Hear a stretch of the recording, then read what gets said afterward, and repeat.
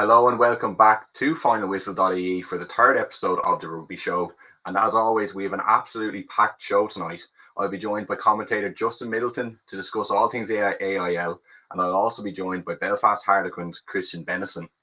But first of all, where else is there to start other than the women's AIL finals? And Railway Union were crowned champions after a 24-18 win over Blackrock College. 2 tries from the ever-reliable Ailsa Hughes, Molly Scuffle-McCabe and 9 points from Nikki Coffey sealed the win for Railway. I spoke to Lindsay Peat and Jackie Shields after the game. Lindsay, congratulations. Can you try to put that into words for me? No, it's been a long 2 years for some of these players. Some of us have been privileged to be an international, and that was a long season training, but at least we got rugby and we got together. But some of these players were down keeping the club going when, club rugby wasn't allowed. So this is a day for all those young players who wanted the sport to get here today to an AIL final and bring home medals.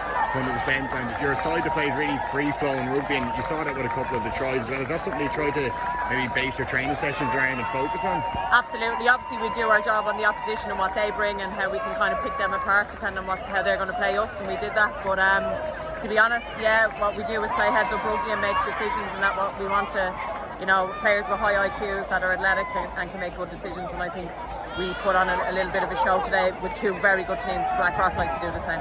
Obviously, and Ailsa with 2 unbelievable tries. Can you talk to me a bit about her? I can't say enough about Ailsa Hughes. I think she's been on the fringes.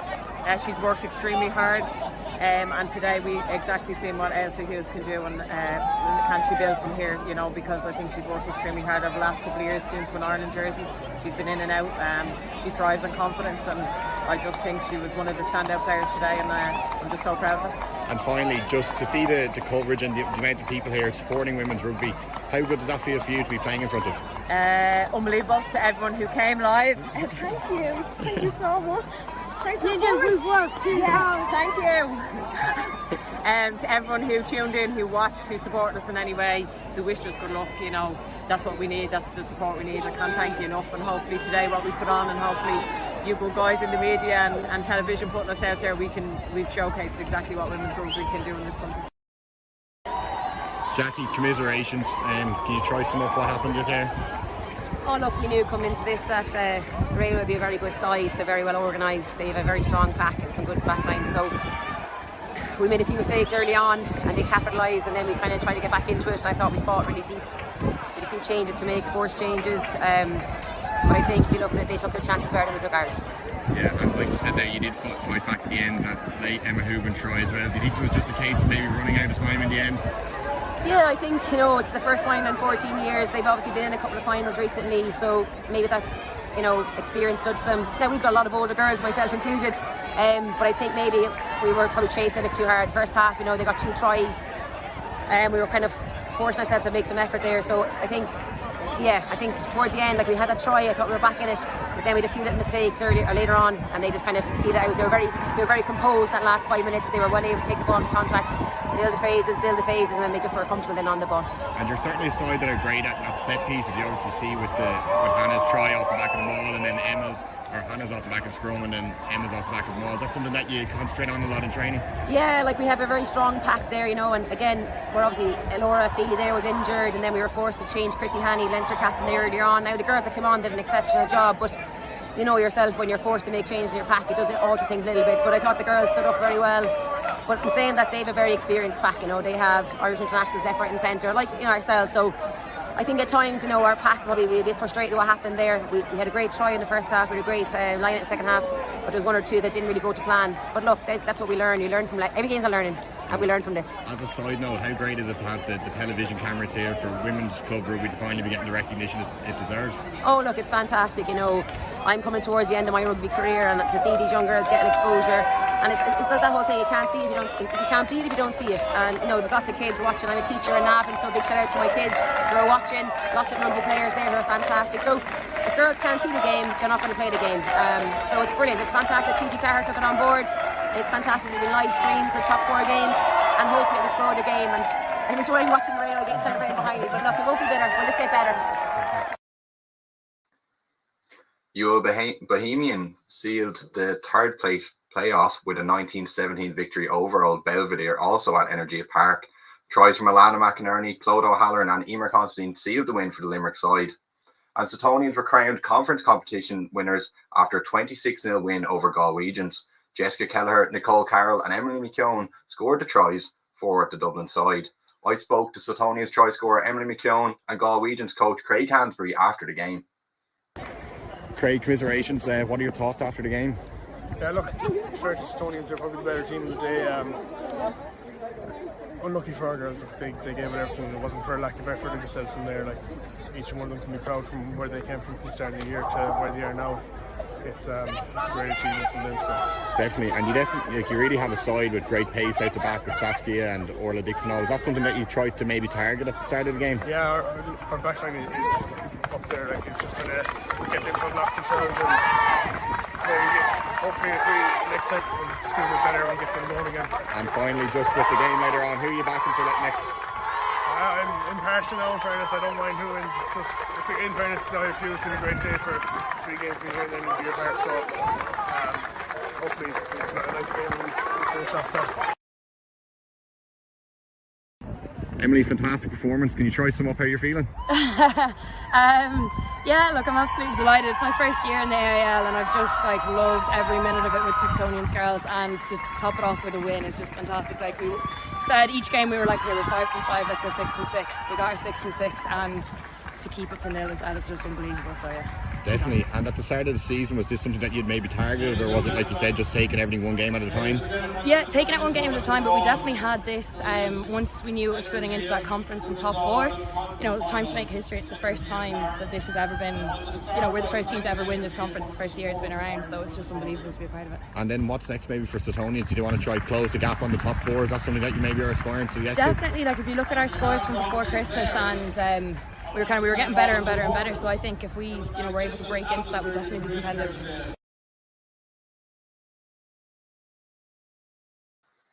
Wicklow capped off their debut season in the AIL with a 31-0 victory over Ballincollig to seal 3rd place in the conference competition. And Cook also ended their season in 5th place after a 33-5 win over Malone. And there was plenty of Senior Schools Cup action this week as well. And Campbell College have booked their place in the final, and where they will face Methodist College on Paddy's Day. They beat Wallace High by 28 points to 6. Adam McKendry has the interview. So they got for yesterday's semi-final, but you managed to muscle your way there over the line. We did. Yes, a bit of a change from yesterday. Scorching day, I feel like. But today the conditions were difficult. Wallace played very well. Made life very difficult for us. And just their defence, obviously, as well on the line. They had a few more scores in the first half, but they were throwing themselves into it. Well, we just lacked accuracy in the green zone there.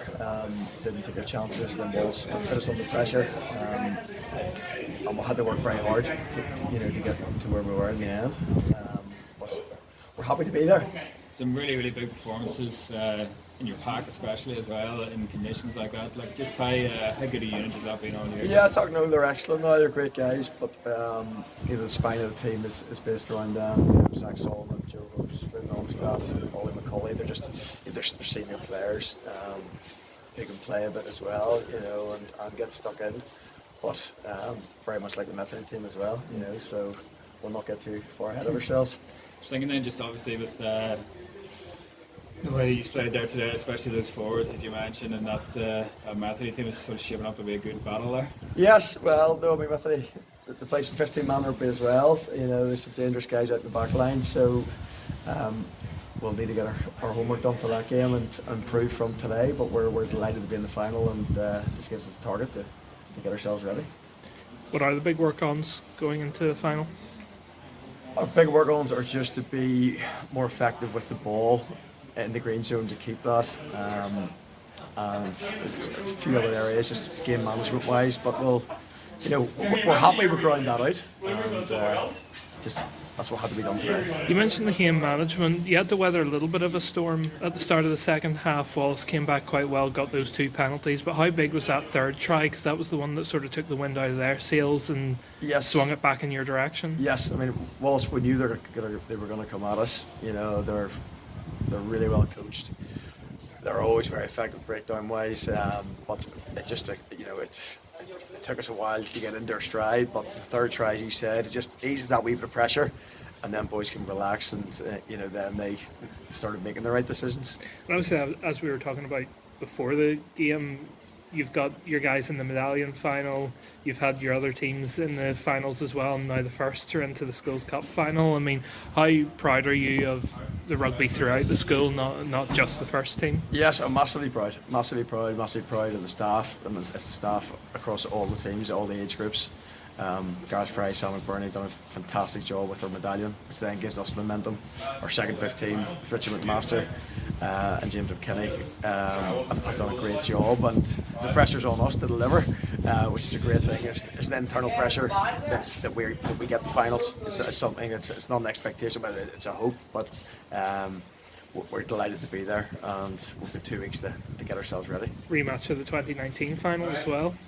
It is indeed. Yes, no, we've had a few battles with these guys. And I know Nick Wells very well, and some of the players. So it's going to be a big task. But we very much look forward to it. It's good for me. Yeah. That was Crescent College booked their place in the Munster Schools Senior Cup final after a 17-15 win over Bandon Grammar School. So they will play PBC Cork in the final, and Tom Clancy has all the post-match reaction. Oh, Lee, what a second half of rugby that was. It's first of all, forgetting the result and forgetting how it went for you, great advertisement for schools rugby. What a fantastic second half. Yeah, absolutely. Heart-stopping stuff. Quite literally back and forth, and we thought we were out of it, and then we got back in the end. But no, absolute great advert for schools rugby. What about your number 8, Ruan Quinn? I know it's a team game, of course, you're going to say it as a coach, but to come up with 3 tries and to have the composure, especially going into stoppage time there, you've made a mistake at the back, you've conceded a try, but he's looked for the ball time and time again in those phases. I think maybe 3 or 4 times he carried, gets over. That was pretty good individual play, I must say.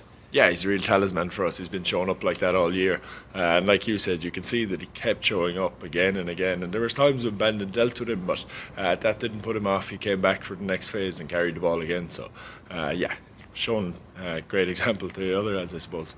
What about the composure from the team though? As I say, you were blocked down there, you can see the try under their own sticks, and it all looks lost really. The clock is against you. The composure to go up the field, you forced a mistake from Bandon, so a real testament to the team that there's character there, that they didn't give up the ghost when it would have been the easy option would have been to just let Bandon see it out and take the victory. Yeah, 100% testament to their ability and their heart, I suppose, that they were able to get back into the Bandon half, turn over the ball and go again and get the try in the corner. So we're absolutely delighted with it. We couldn't be prouder of them. And the final now later this month looks like a home advantage against the boys from Cork that you've already faced. So that's something obviously that everyone's going to be buzzed about. But so how do you bring the guys back down to earth, I guess, in the next couple of weeks and try and focus on that game? Yeah, the final looks like it's going to be in Thomond Park on Tuesday the 15th, I think. So, but for us, I suppose, it's just about managing our recovery towards the end of this week and then getting back on the pitch maybe at the start of next week.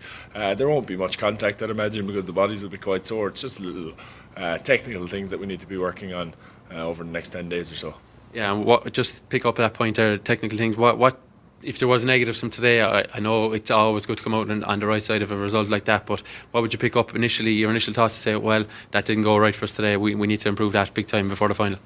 We'd pride ourselves in our skills, and a couple of passes went straight today, so that's something we'll look at, maybe pass selection. And then the other thing was the couple of clearance kicks there, especially the box kick. We put ourselves in a bit of trouble in the second half especially, so we'll be looking at that and looking at how we can manage that a little bit better next time. Sligo Grammar School beat Marist College Athlone by 18 points to 6 to seal their place in the Connacht final. Colossal Ignid take on CBS Roscommon tomorrow, where the winner will play Sligo Grammar School. And finally, there's plenty of Leinster Schools Senior Cup action in the next week, with Newbridge facing Belvedere, Blackrock facing Terranure, Gonzaga facing Wesley, and Mary's taking on Kilkenny's, all in the quarter-final. But I'll now be joined by AIL expert and commentator Justin Middleton. Justin, how are you?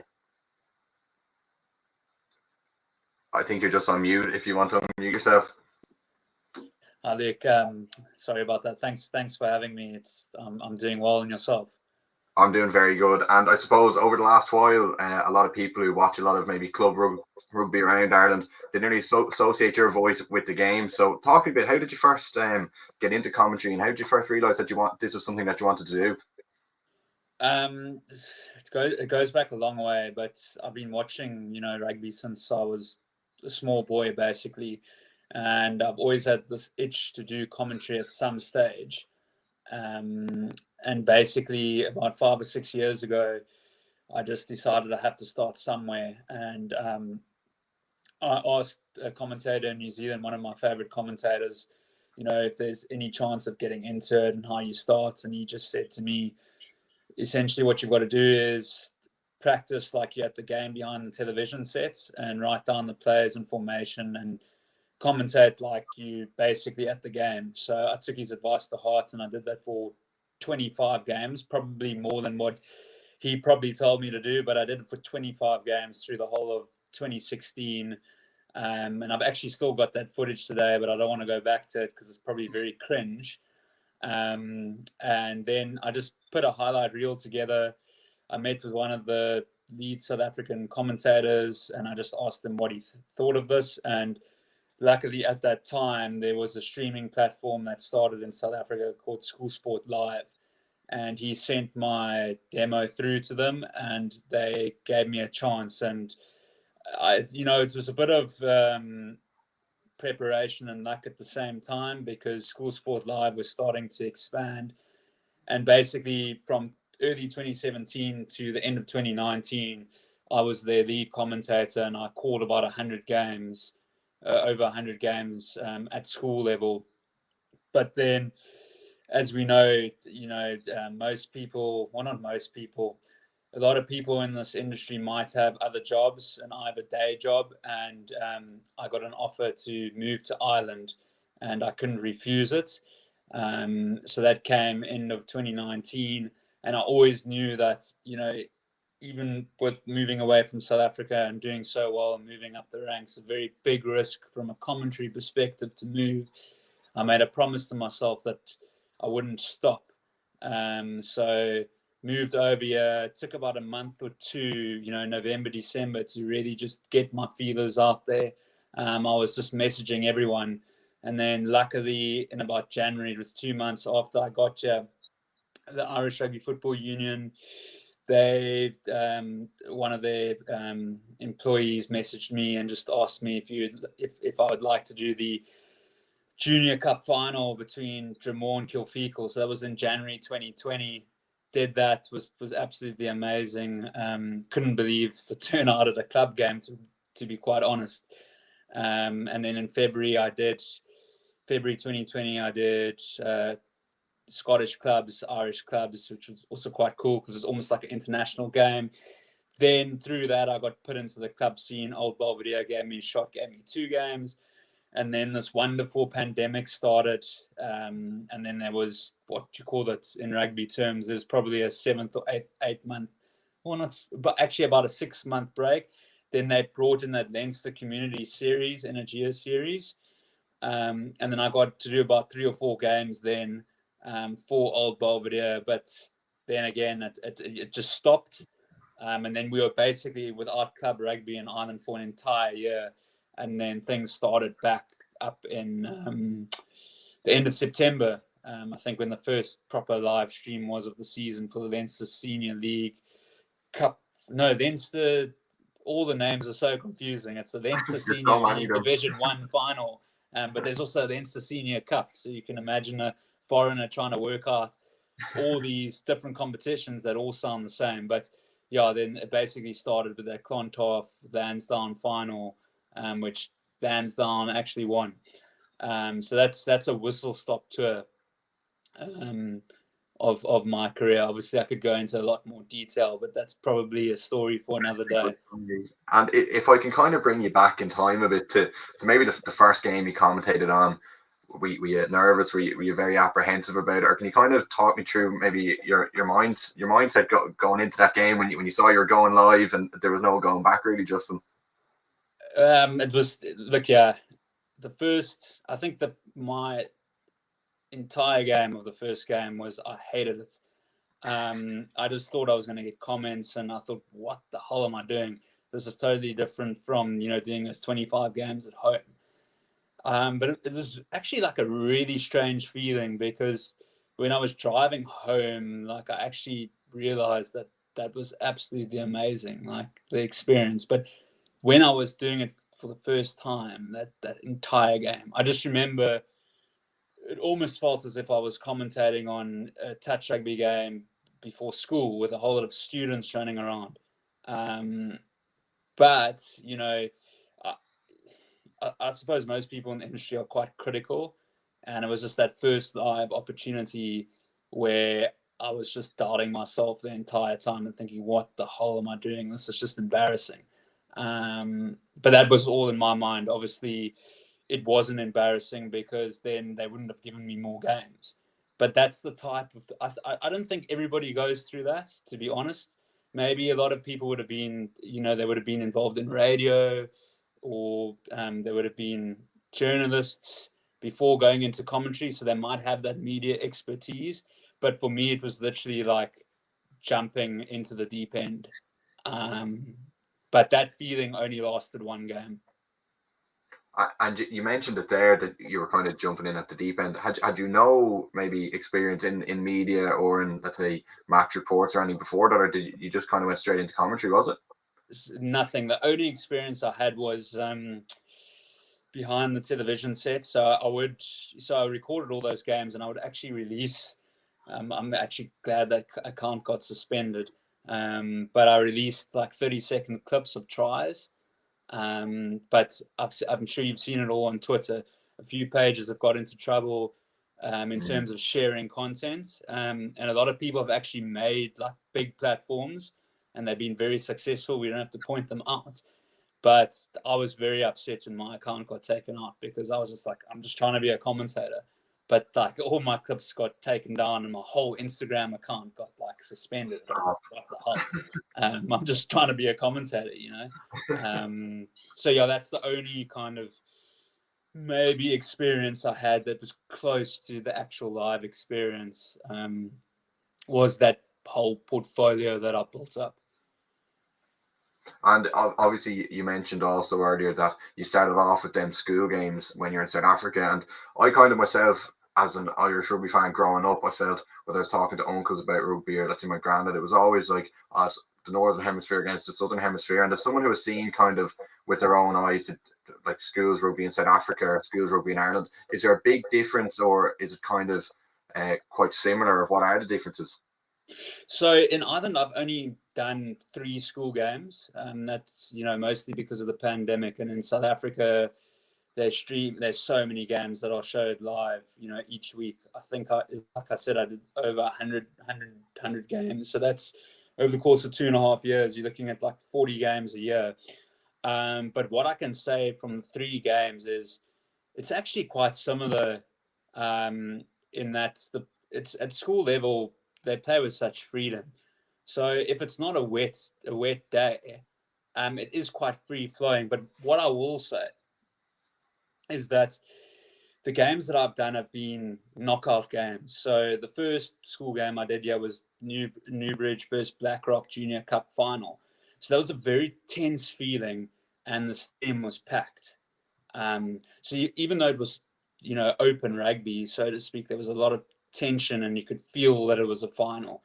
And then, with the Leinster Senior Cup, they were top 16 games, so only the winner's going to go through. So again, exactly the same feeling with full crowds. So from that, it's kind of comparing apples with oranges, but from that point of view, it was very, I just find it more intense in terms of the need to win. But, you can't really compare that to South Africa, because South Africa doesn't really have tournaments. It's just like a league. And if you've won 12 out of 14 games and you beat your biggest rivalry, you've had a very good season. Whereas it's like you need to win the Leinster Senior Cup, So, but what I will say is that the freedom with which the players, how they can express themselves and how they let the ball go wide. Yes, sometimes they play conservative because it is a cup final, but I actually found the schoolboy rugby feeling quite similar from a commentary perspective, if that makes any sense.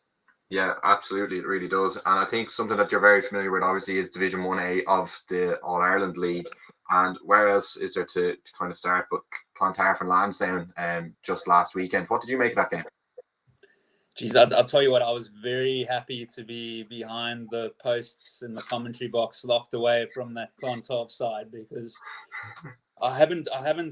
So obviously, I saw them because I commentated on the Lansdowne Clontarf Leinster Senior League Division 1 final. But it almost felt like it was an absolutely different side, and rightly so, because they won 13 out of 14 games. But their forward pack is just next level. So physical. They're tight five. It's just it's ridiculous. You can just see they're at another level. And their hooker, for argument's sake, Dylan Donovan, has scored 13 tries in the season in 14 rounds. You've got Alex Soroka, you've got Tony Ryan, the number 8 there, lock combination, Mick Carney and Cormac Daly. They've just got a phenomenal team. Ben Griffin, the tight head prop. Then they've got Ado Darcy, who's the brother of Matt Darcy in the back line. And I think where they actually were underrated over the past few weeks, everyone goes on about their forward pack. I'm going on about their forward pack, but their back line is also super impressive. Just their entire balance of play and how they pick their moments. And one of the tries they scored on Friday night, so they actually only scored 3 points virtually the whole of the first half, and they had tons of opportunity, but they just kept going after the Lansdowne. And they tried just before halftime to go into the lead. 140 seconds, 17 phases. Lansdowne was so good in defense, and they eventually scored in the corner. And that just tells you something as well, is they've got so much composure. And then they carried that through into the second half. Lansdowne did really well to contain them, but you could see, late into that second half, it really made sense as to why Clontarf have won 13 out of 14 games. And it's because their game plan is magnificent, and they've got a scary forward pack, and their back line knows exactly what to do with the ball, and their skipper, Matt Darcy, is absolutely amazing. 100%. And obviously sitting 9 points clear now at the top of the table ahead of Lansdowne. Can you see any, maybe, obviously we're heading into the business end of the season, can you see a late push by anyone, or do you think it really is Clontarf to lose at this stage? So with 4 rounds to go, right, there's 20 points up for grabs. So if you look at Lansdowne in second place with 50, the maximum they can end up on is 70, right? I think Clontarf, even if they're average, they'll finish top. And the reason why I say that is their last 4 games are Tirrenia, Corkon, Nahinch, and UCD. So let's just say they have 2 upsets against Tirrenia and Corkon. They're probably going to beat Ballynahinch at home, and they're probably going to beat UCD away. So that immediately almost takes you up to about 70 points. And you'd like to think, or from Clontarf's perspective, they would like to think that they'd probably at worst get a losing bonus point against Tirrenia or Corkon. I think, for Tirrenia, although they've won 10 games on the bounce, you can be quick to point out that at the beginning of the season, they started off with a victory against UCC, but they lost against Lansdowne, then they lost against Young Munster, then they lost against Clontarf, then they've won 10 in a row. But now they're coming up against those 3 teams that they lost to at the beginning of the season, and they've won 10 on the bounce. And you've got to wonder, is the engine, going to slow down? But having said that, I think that they should still be comfortable. Definitely. And then in terms of maybe the other side of the table, obviously UCC bottom on 6 points, Ballynahinch on 9 points. Or UCC, and then UCD then on 24 points. Do you think it's maybe a toss of a coin between Ballynahinch and UCC that could really be in trouble this year? Well, the whole thing is that it's because of COVID, it's 1 up, 1 down, right? I know the rules are changing all the time, so I'll just check with you if that's also the latest. It is. Yeah, that's what I have anyway.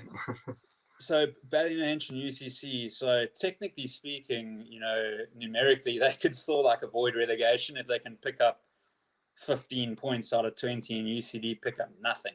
So it still Yeah. is possible. But I think it's going to be a toss of the coin. It doesn't matter how bad Ballymena play in the next 4 games or how bad UCC play in the next 4 games, because there's going to be a home and away in that relegation playoff. It's going to be a playoff home and away, and I mean that could go either way. And I tell you what, that's going to be very exciting. Although, you know, COVID has thrown a spanner in the works of this 1 up, 1 down, I do think the 9 and 10 playoff home and away is going to be so exciting, and it'll be a great watch. So Definitely. tense. So, yeah. And then if we move down then to 1B, and maybe any other year, Old Wesley would be absolutely buzzing. 12 points clear to top of the table, but as you said a couple of minutes ago, it's whoever gets that top 4, it has to play off. So what way do you see 1B maybe playing out in the final few weeks? I think Old Wesley will definitely finish top, and to be quite honest with you, I think they'll be very disappointed if they don't win this league and win the knockout phases. And the reason being is that, you know, their next game, they've got Naas at home on the 4G pitch. They've got Navan away, and they've got St. Mary's at home on the 4G pitch. They do go to Shannon away. You could understand, you know, a loss to Shannon away. But the whole thing is that they are going to be at home on their 4G pitch, and they haven't lost at Energia Park since the 15th of February 2020 against Shannon. And Shannon, you know, might have a bit of nightmares about Energia Park, because at the beginning of the league this year, they lost in the dying seconds through an Owen Deegan try right at the end. So I'm not saying it can't happen, but I think if Old Wesley play well, I know it's cliche, but if they even play, you know, 80% of their full 100% capacity, I think they should win. It's going to be very difficult. I think most of these, you know, I'm not just using the 4G as an excuse. I'm just saying, obviously, it's home advantage. That's what they play on, and it's a fast-paced game. And most of the other clubs don't really have that experience, but I just don't see. We'll get a very good idea this weekend. Naas, right? They're in a very tricky situation. You might be asking why. They are 3rd place, and they've had a really great season, but they're sitting on 45 points, closely followed by Shannon and St. Mary's and 42 and 41 points. But the problem for Naas is they've got Old Wesley away on the 4G pitch, and then they've got Highfield, right? Yeah. So how are they going to get points there? Like, it's going to be very, very difficult. And that could be a little bit of a potential problem for Naas, because if they pick up no points, Shannon and St. Mary's probably will pick up points in the next 2 rounds. But having said that, St. Mary's end off for their last 2 games of the season against Old Wesley and Highfield as well. Old Wesley have actually surprised me. I know they were second when the pandemic struck for the 2019-2020 season. But when they played Highfield with their only loss of the season down at Woodley Park, I thought that might be a turning point, and they might lose a few games after that just because of the confidence levels. But they were actually only really outplayed in that game for 5 minutes when there was like a 14-point swing with a few yellow cards. But other than that, they just know how to win, and they've got a very good game plan, and their defense is incredible. So I just see them being very, very difficult to beat. And then if we go down to the bottom of 1B, Navan obviously had a big win over City of Armagh last week. Put some level on points at Banbridge, both on 18 points, and Malone just sitting on 21 points in 8th place. It's a very tight one again. Who would you think could be dragged down there? Just a quick one on Navan. That was super impressive against City of Armagh, because Navan, you know, they haven't been having a great season. They lost 62-0 against Shannon the week before. And then to come up against 6th place City of Armagh and actually get a win is incredible. But very good point that you picked up. Banbridge, Navan, both on 18 points. They play each other this week. Malone, sitting on 21 points, 3 points clear, are playing Highfield away. Yeah. So if Malone don't pick up points, potentially Banbridge or Navan, you know, could get out of the relegation zone. So that's also very, very interesting. That Banbridge Navan game. Banbridge are at home. Banbridge will be very difficult to beat at home. You would think that they are probably the favourites against Navan, and they probably should get out of the relegation zone this week. But then again, that's 1 week out of 4. They still got 3 games after that. And also, Bolvo are not in the clear. No, not at 27 points only. And I suppose that those sides that we were talking about, they picked up a couple of wins and got a bit of momentum. It's a time of the season that you don't want to be dragged down there, isn't it? And you need that momentum. Exactly. And you look at, there's still 20 points up for grabs, right? So Bolvo are 9 points off 9th, right? But it is very possible for them to lose against Shannon this week. Malone away from home is a crazy, crazy difficult ask to get a victory.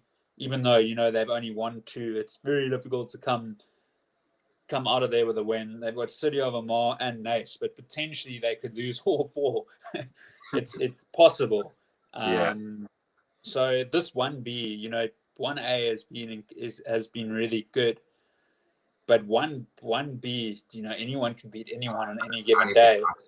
That can happen in 1A, but through the course of the season, 1B has really showed us that. And you just look at Banbridge and Navan. Yes, they're bottom of the table, but they've won 3 games each. And they can both get out of relegation zone. You compare that to 1A, Ballymena 15 points clear at the bottom, below 8th place. Yeah, absolutely. And Justin, thank you so much for joining us this week. And we've had a brilliant look at Division 1A and 1B and a bit on your background. So we'll have to get you back on maybe towards the end of the season to see how your predictions are coming through. Thanks, Luke. I'll let you know if any of them have changed. Perfect. Cheers, Thanks Justin. for being on the show. Cheers. And then just a quick run through Division 2A in the AIL. And Queen's University did lose last week to Cashel. And that's 10 wins in a row now for Cashel, but they are still 10 points behind them in the standings. Buccaneers are in 3rd place and did lose to UL Bohemians by 17 points to 14 last week, but do face Old Crescent this week. Ballymena also lost last week to MU Barnhall by 31 points to 12, moving back Barnhall up into 5th place. And then down the bottom is Nina Ormond in 9th place on 22 points after they had a big win over last place Rainy Old Boys 38-0 last week. And then moving on to one of the most competitive leagues in the AIL, Division 2B, and Greystones with just their second loss in a row, I should say. Blackrock coming out 21-17 winners at the weekend, but they face Ballina next. They will be very eager to get back to winning ways. And then this is where it really is starting to get even, with Galway Corinthians in 2nd place on 46 points and a very narrow win over Wanderers last weekend by 20 points to 19. Belfast Harlequins then sitting in 3rd place, a good win over Galwegians last week, 18 points to 8. And Blackrock College then are sitting in that all-important 4th place in the top 4 on 43 points after that big win over Greystones. But they do still have a game in hand over their rivals after a game against Sligo was postponed. And down the bottom then, Malahide, 4 wins on the bounce, sitting in 8th place. They face Wanderers next. And Galwegians still without a win since match day 1, sitting on just 6 points. And then in Division 2C, it's Enniscorthy, who are still top of the table after a big win over 2nd place Skerries last weekend by 27 points to 15. So Bangor are in 3rd place after a 22-15 win over Oma Academicals. Tullamore are in that important 4th spot on 41 points, and they are 10 clear ahead of Middleton, who are sitting in 5th.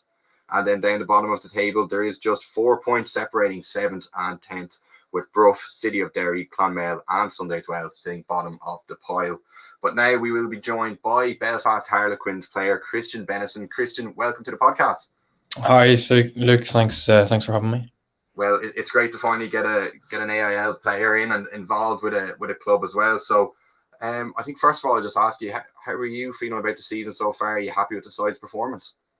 I think sitting where we are with sort of 4 games to go is pretty good. Over the last number of years, we've had a massive influx and outflux of players and coaches alike. We've obviously been in 1B, then 2A, then 2B, and then I suppose from a club point of view, we needed that stability, which we got with sort of Nicky Wells. He moved on, and then sort of Neil Dokes come in with John Andres and Dan Tui. And I suppose the club's just been going from strength to strength, sort of on and off the field, with a massive influx of players. The coaching staff are obviously top of their game, and there's a real good feeling around the club at the moment. It's a nice place to be in.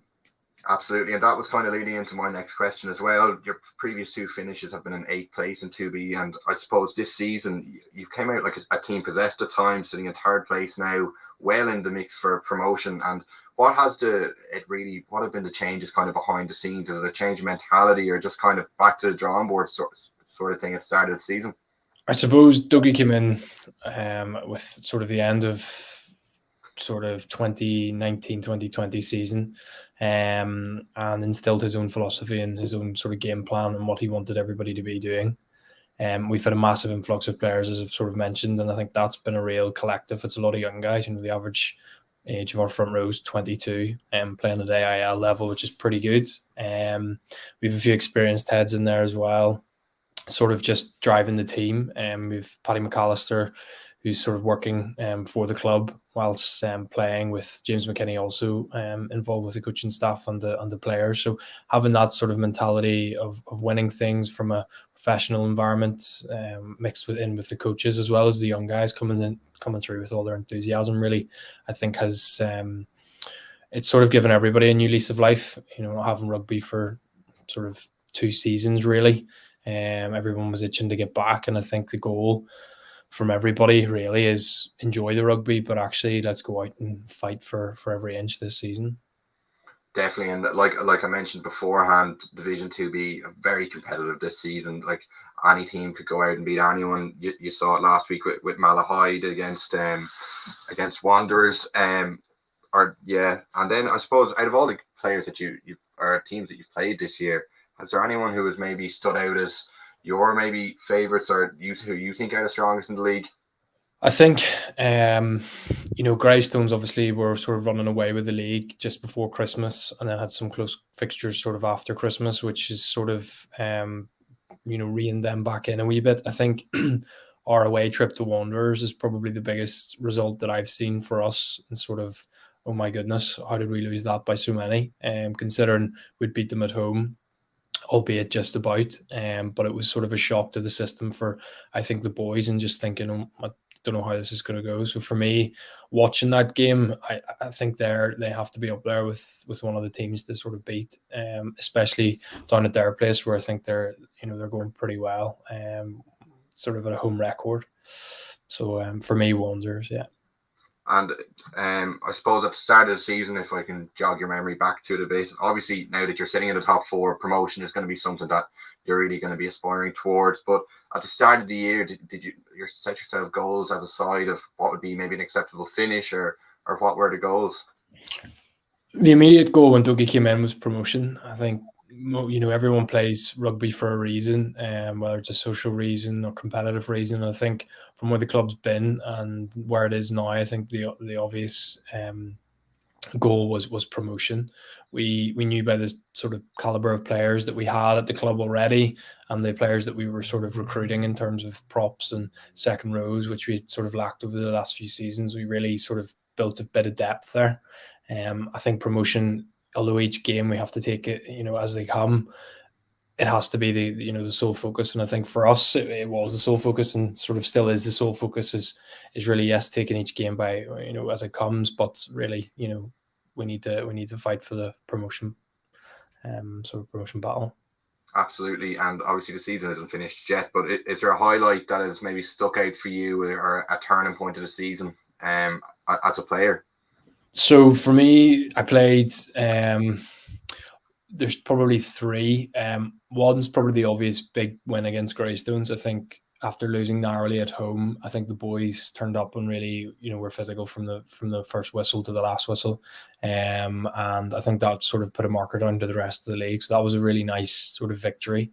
The first game of the season against Malahide were favourites during the sort of COVID disrupted season. They ran away with the league, and then We had a very mixed pre-season, and coming into the league, we knew that they were going to be an incredibly tough outfit to beat, and getting over the line against them was fantastic. And then the third one has been actually against Sligo.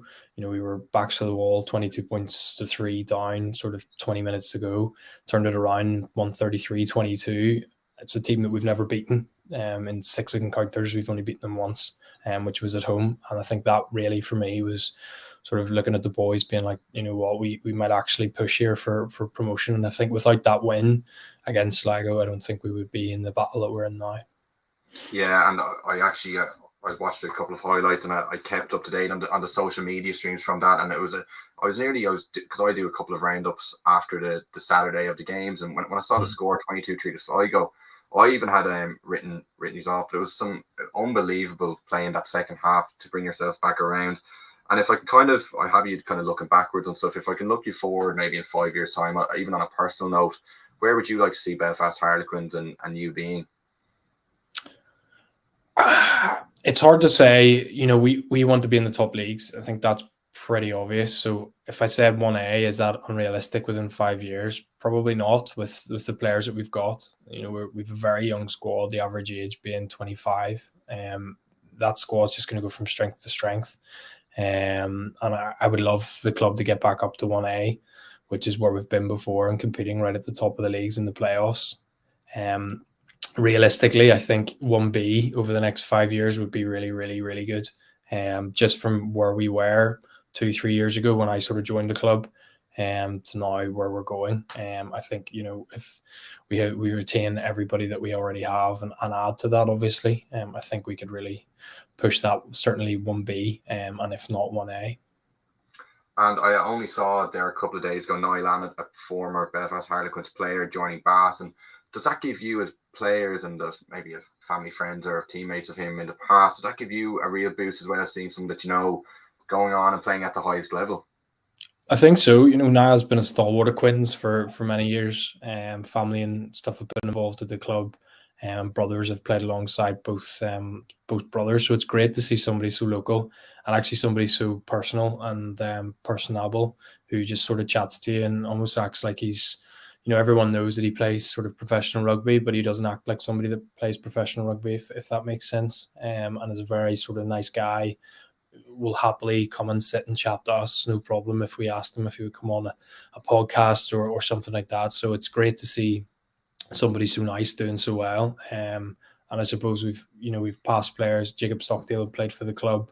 We've Sean Reedy that used to play for the club, Ricky Lutton, lots of players that have done very well, obviously playing for the club, and it's great to see these guys obviously excelling in their sort of careers. Definitely, and one thing that I always nearly associate with Belfast Harlequins is how active you are on social media and how much of a help that is to journalists like myself when we're trying to get a bit of information on matches and stuff that's up to date. And is that something that's very important to the club, being very active on social media and putting yourselves out there? I think so. I think I run the social media accounts, and it was sort of taken on as a bit of a hobby a few years ago.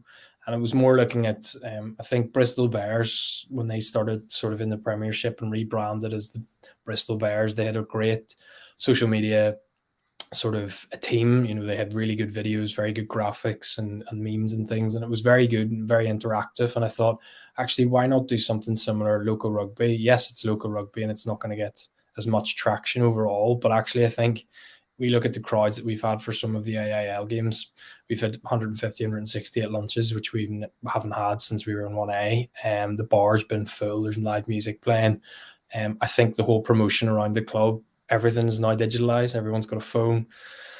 You type in Belfast Harlequins into Google, and there's lots of images that will come up of players of the matches and scores, and it's nice to see that has now started to filter into sort of people actually coming up and saying, oh, when are Quins playing, direct messages asking, when's the next game, can we book in for the lunch? So actually, although I've taken that on as a bit of a hobby, it's actually been a really good sort of way that I can see local people actually becoming interested in the club, whereas before it just wouldn't really have happened. So I think, social media for everybody's such an important factor in promoting, especially local rugby. It's so important. 100%. And as an onlooker looking in, you seem like a club that are really hands-on with the community. And I see most weeks you do, let's say, guest speakers coming in. I see Nathan Dokes coming in this weekend. I think, how did that come about? And it's really something that I think that other clubs could really look at and take example from. I think we have tried to do it over the last few years, and I think it's just been difficult with COVID and prior commitments. I think Paddy McAllister coming in, he's quite a few contacts from his time at Ulster, and Connacht and Gloucester, so actually has the contacts. We've had a few clubs at Connacht and Scarlett's actually trained with ourselves at Derrimore, and then obviously with the guest speakers, he's just been able to contact boys and just see if they'd actually do it. And I think just getting one person through the door was great, but we've actually managed to get sort of 9 or 10 speakers. We've had sort of not just Nathan Doak or Chris Henry come through the door, but you've had sort of Jimmy Nesbitt and things like that have all been around the club, which has been really nice to see that these sorts of people are having interests in the club. And yeah, it's obviously the star attraction is going to be your international players, your professional players. Everyone wants to hear how do you become a professional, especially if you're a young child. So it's actually good having parents there of the minis, dads and things. And I think Paddy's been really instrumental in that, to be honest. Absolutely. And Christian, it's been a pleasure having you on. I'm afraid that is all we have time for today. And I wish you all the success now for the rest of the season and the best of luck with everything. Cheers. All the best now. Thank you. And to all of you out there, this is all that we have time for this week. But make sure you join next Wednesday at 8 p.m. where we will have another in-depth look into all things Irish rugby. Thank you.